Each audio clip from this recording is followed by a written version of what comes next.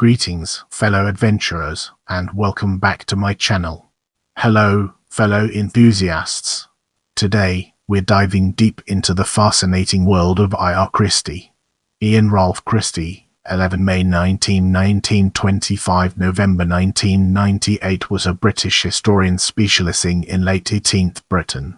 He spent most of his academic career at University College London UCL from 1948 to 1984.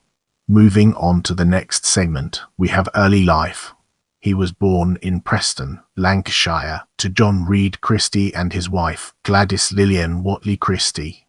He was educated at home as he was unable to attend school due to glandular fever and a bronchial illness.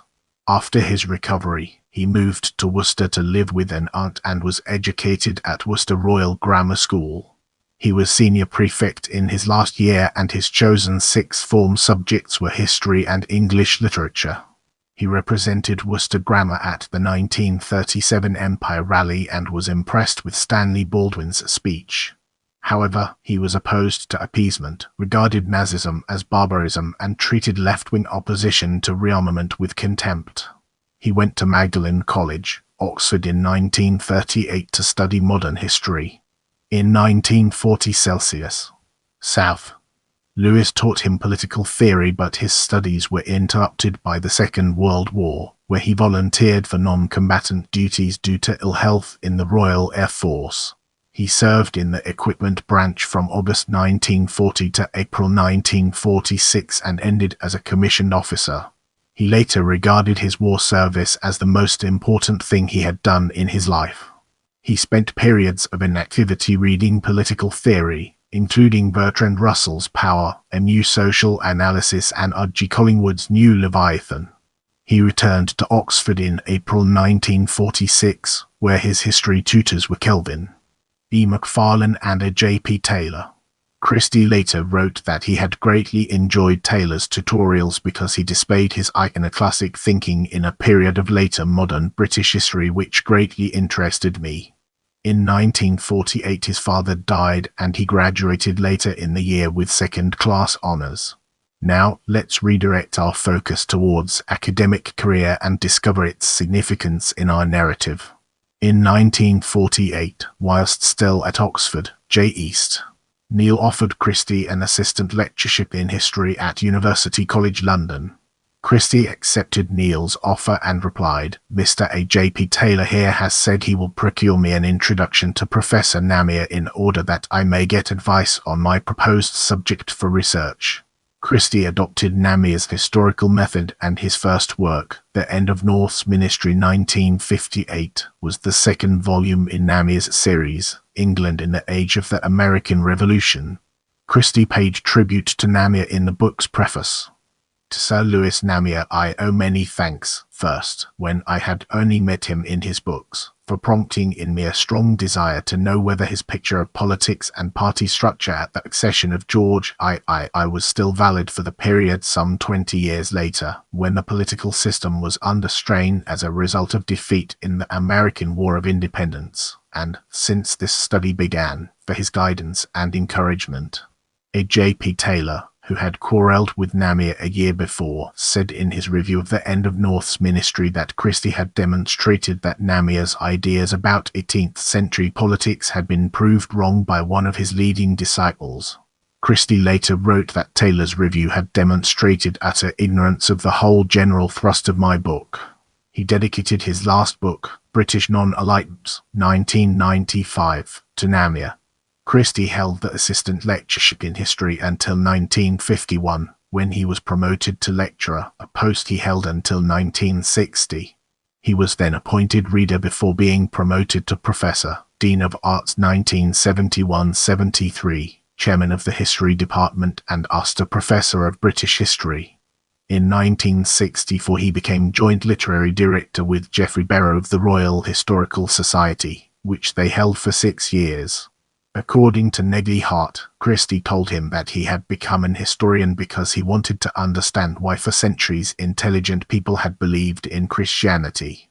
However, Christie said in his unpublished autobiography that he had tried at Oxford to steer clear of topics involving the to me wearisome wranglings of past generations over religious issues.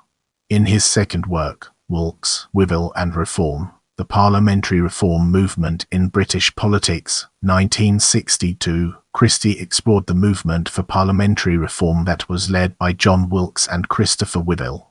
Christie said of the unreformed House of Commons, "Why and large this extraordinary system worked not unsuccessfully and was appropriate to the Britain of its day." John B. Owen called it an excellent general survey that superseded G. South. Veitch's The Genesis of Parliamentary Reform.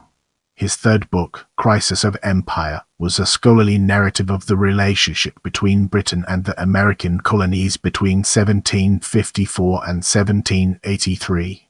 Christie wrote a considerable number of biographies for the History of Parliament's volume, The House of Commons, 1964, but in 1969 he turned down the editorship of the volumes due to his work at UCL. From 1973 until 1996 he was a member of the editorial board of the History of Parliament Trust. Christie also edited the third volume of Jeremy Bentham's correspondence files, The Collected Works of Jeremy Bentham. He learnt Russian for this purpose, as Bentham had visited Catherine the Great in the hope that she would become an enlightened ruler. He became a Fellow of the British Academy in 1977. When Anthony Blunt's treason was exposed in 1979, Christie said he would have resigned from the Academy if Blunt had not been expelled or resigned. This led to a breach with his former tutor, a J.P. Taylor, who resigned from the Academy in protest against the treatment of Blunt. In 1983 he delivered the Ford Lectures at Oxford on the reasons why Britain avoided revolution, which were subsequently published by Oxford University Press as Stress and Stability in Late 18th Century Britain, 1984. Christie argued that 18th century Britain was a country where oligarchical government stood foursquare on its foundations in the tacit consent of the people, and that there was no danger of revolution in Britain in the ears. What defeated revolutionary forces in Britain, Christie asserted, was a deep-rooted pragmatism rooted in the slow evolution of the English common law. He ended the work by quoting John of Gaunt's Sketred Isle speech from William Shakespeare's Richard II. J. Celsius. De Clark said that Christie's theme in his Ford Lectures of a deeply shared sense of national identity was perhaps an unwelcome message to some of his audience, whose reaction was often extremely cool. He D.G. Thomas argued that Christie's convincing synthesis refuted East He Thompson's The Making of the English Working Class, and that Christie's characteristically subtle and systematic analysis is clinched by the imaginative flourish that British prejudice against foreigners was an antidote to the contagion of revolution. In his retirement speech, Christie provoked controversy when he said that when he joined the department in 1948 there were great men in it, and that he was confident that one day there would be again. Christie was also opposed to the revisionist history of the Second World War, when Maurice Cowling published an article in the Sunday Telegraph on the 50th anniversary of the war that questioned whether Britain should have fought Germany in 1939. Christie drafted a long letter to the paper's editor with an even longer covering letter to Cowling, in which he defended the necessity of a war in defense of civilization and vigorously denounced the Holocaust. Now, let's redirect our focus towards personal life and discover its significance in our narrative. In 1992 he married Anne Hastings. As we progress, let's shine a spotlight on works and examine its intricate interplay within our topic. The End of North's Ministry, 1958. Wilkes, Wivell and Reform, The Parliamentary Reform Movement in British Politics, 1962. Crisis of Empire, Great Britain and the American Colonies, 1754-1783-1966. Myth and Reality in Late 18th Century British Politics, and Other Papers, 1970. The Historian's Quest for the American Revolution, in M. Whiteman, J. South. Bromley and P. G. M. Dixonids. Statesmen, Scholars and Merchants, Essays in 18th Century History presented to Dame Lucy Sutherland, Oxford University Press, 1973, Empire or Independence, 1760–1776, a British-American dialogue on the coming of the American Revolution, co-edited with Benjamin W. Laborie, 1976. Stress and Stability in Late 18th Century Britain, Reflections on the British Avoidance of Revolution, 1984. George III and the Historians, 30 Years On, History, Newser. 71 1986. Party in Politics in the Age of Lord North's Administration, Parliamentary History 6 1987. Conservatism and Stability in British Society, in Mark Philp ed. The French Revolution and British Popular Politics, Cambridge University Press, 1991. British Non-Alignments, 1995. Don't forget to check out my other videos for more valuable content.